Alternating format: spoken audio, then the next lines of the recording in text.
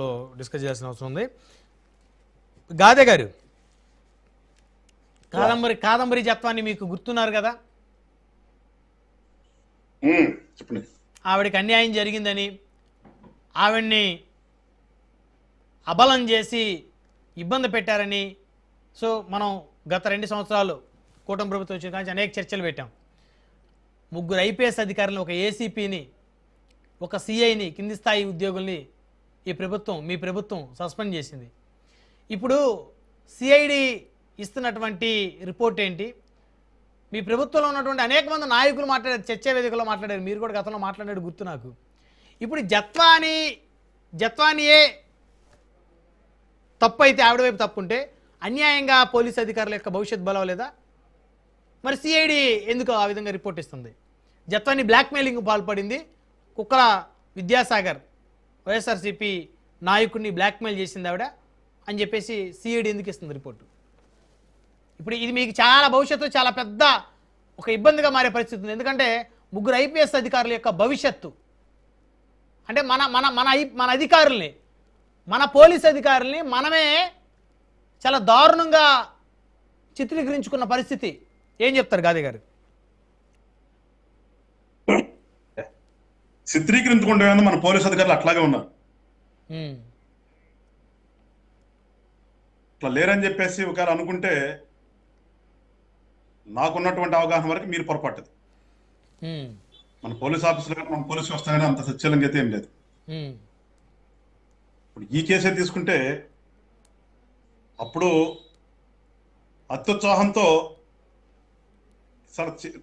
నా దృష్టిలో చాలా చాలా చిన్న కేసు అది.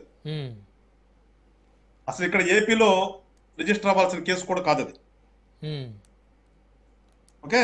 ఓకే, ఇప్పుడు అంతకు మించి ఇప్పుడు కూడా అప్పుడు ఏం తప్పు జరిగిందో, ఏమైతే బిహైండ్ ఉందో ఇప్పుడు కూడా ఏదో బిహైండ్ ఉందో అనుకుంటాను. దీంట్లో నేను ఏదైనా అడ్వకేట్ గా నేను చెప్పడానికి కానీ సిగ్గుపడ సందేహించను. దీంట్లో వాస్తవంగా ఆమె మీదే ఎలిగేషన్ పెట్టి ఛార్జ్ షీట్ వేయటం అనేది కూడా సిఐడి తప్పే, సరైన ఇన్వెస్టిగేషన్ కాదు అని చెప్పి నేను ఖచ్చితంగా కాదు.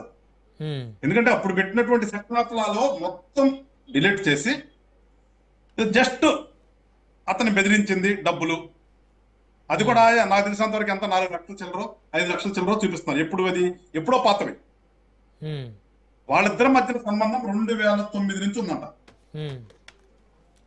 2009 నుంచి వాళ్ళిద్దరి మధ్యన ఉన్నటువంటి సమయంలో ఇతను ఎంత పంపించాడో ఏం చేశాడో మొత్తంగా చూస్తే ఇతను పంపించిన అప్పుడు 20,000 అప్పుడు 30,000 చూస్తే మొత్తం కలిసినా కానీ 4 లక్షలు కూడా ఉండవు. ఏదో 1,32,00,000 ఏదో చూపిస్తూ సిఐడి వాళ్ళు ఏదైతే ఛార్జ్ షీట్ వేస్తారో నాకు తెలిసినంత వరకు అది కరెక్ట్ కాదు. దీని కరెక్ట్ కాదు అంటున్నారు మీరు. మరి సిఐడి రాష్ట్ర ప్రభుత్వం స్పందించదా మరి దీని మీద? రాష్ట్ర ప్రభుత్వం స్పందించడం అనేది తర్వాత విషయం. నేను చెప్తున్నాను, నేను ఒక అడ్వకేట్ గా చెప్తున్నాను, ఇది దీంట్లో కాదు.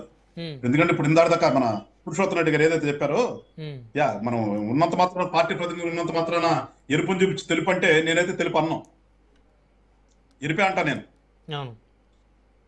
ఉండాలి కదా, ఏ పార్టీ ఒక పార్టీ ముసుకేసుకున్నాం అని చెప్పి పార్టీ కండవా కప్పుకున్నంత మాత్రాన ఎలా ఉన్నది తెలుపు అంటే, తెలిపేసుకున్న తర్వాత మీరు వచ్చేసి ఎరిపేసుకున్నారేంది వెంకటేశ్వర గారు అంటే నేను నిజంగా భయపడిపో నిజమే అన్నాం. నేనైతే అన్నట్ల నాకున్నటువంటి అవగాహన, అది చూసినటువంటి నాకున్నటువంటి ఎఫ్ఐఆర్లు ఏదైతే ఏం పెట్టింది కానీ అంతకుముందు ఏమ మీద పెట్టింది కానీ చూస్తే నాకెందుకు అది ఇక్కడ ఏదో మొత్తానికి బిహైండ్ ఇట్ ఉంది, అందుకనే నడుస్తుంది తప్పితే అసలు కాదంబరి జత్వాని కేసు ఇక్కడ రిజిస్టర్ కావాల్సిన కేసే కాదమ్మా. అసలు పోయినసారి వాళ్ళు రిజిస్టర్ చేసి ఎంత తప్పు చేశారో ఇప్పుడు కూడా సిఐడికి ఇస్తే సిఐడి మళ్ళీ దాంట్లో ఒక ఛార్జ్ షీట్ వేసి ఆమె మీద అంతే తప్పు చేస్తే నేను ఫీల్ అవుతున్నా. ఓకే, ఏమైపోయి ఫోర్జరీ ఏమైపోయినాయి? వాళ్ళ అమ్మ నాన్న వాళ్ళ తమ్ముడు ఎందుకు వెళ్ళిపోయారు? అది కదా మన వల్ల చదివింది. వాళ్ళ పోలీస్ ఆఫీసర్ల భవిష్యత్తు అనేది ఎందుకు, పోలీస్ ఆఫీసర్ల భవిష్యత్తు ఏంటి, ఏమైనా తీసుకువచ్చి ఏదైతే ఇబ్బంది పెట్టింది వాస్తవం. అది ఒక చిన్న కేసుకి మళ్ళీ చెప్తున్నా, ఒక ఆఫ్టర్ ఆల్ కేసుకి అసలు ఇక్కడ రిజిస్టర్ కావాల్సింది కాదు, రిజిస్టర్ చేశారు. అత్యుత్సాహంగా ఐపీఎస్ క్యాడర్ వాళ్ళు బాంబే పోయి ఏమైనా పట్టుకొచ్చి ఏమో అల్లా తమ్ములను పట్టుకొచ్చి అన్ని రోజులు ఉంచి చేసిన దానికి ఆమె ఇచ్చినటువంటి కంప్లైంట్ మీద వాళ్ళు సస్పెండ్ అయ్యారు. ఈ ఒక్క ఎఫ్ఐఆర్ కాదు, ఈమె మీద ఒక కేసు కడితే ఈమె మీద జరిగినటువంటి కృత్యాలకి ఈమె ఒకటి ఇస్తే దాని మీద వాళ్ళు సస్పెండ్ చేశారు. సో అందుకని అంది మీరు అనుకున్నంత సత్యులు అయితే ఏం కాదు ఇక్కడ అంటుంది. అవసరం లేనిది ఒక ఎస్ఐ ఇన్వెస్టిగేషన్ చేయాల్సింది ఎస్ఐ చేయాలి, సిఐ ర్యాంక్ లో చేయాల్సింది సిఐ ర్యాంక్ లో చేయాలి. మన చట్టంలో అది కూడా ఉన్నాయి. డిఎస్పీనే కొన్ని చేయాలి, ఆ డిఎస్పీ చేస్తారు. అంతేగాని ఎక్కడో ఒక ఐపీఎస్లు కమిషన్లు వీళ్ళు ఇన్వెస్టిగేషన్ ఉండవు కొన్ని నాకు తెలిసినంత. సో ఇప్పుడు ఫైనల్ గా ఎవరు తప్పంటారు సార్? జత్వాని తప్ప, అధికారులు తప్ప?